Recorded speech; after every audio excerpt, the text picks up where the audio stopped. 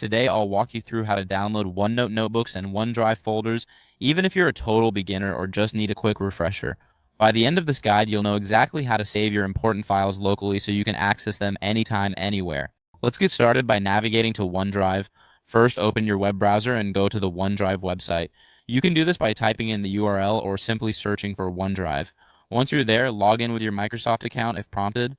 Now that you're in OneDrive, look for the My Files section.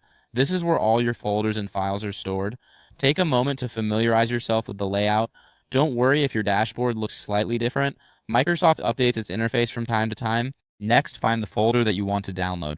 You can scroll through your files or use the search bar at the top. Once you locate the desired folder, hover over it to reveal additional options.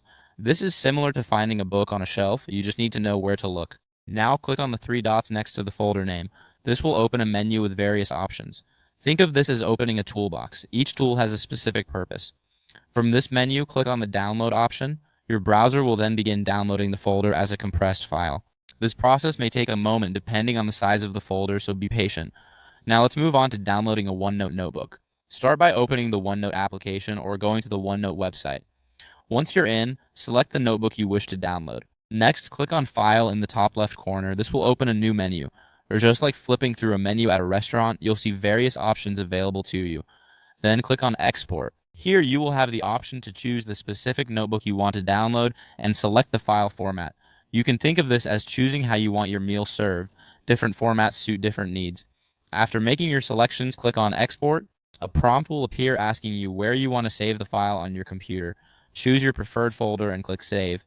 This step is crucial as it determines where you can easily find your notebook later. And there you have it. You've successfully downloaded your OneNote notebook and OneDrive folder. If this helped you out, please give the video a thumbs up. If you run into any issues, leave a comment below. Subscribe for more actionable guides. Thanks for watching.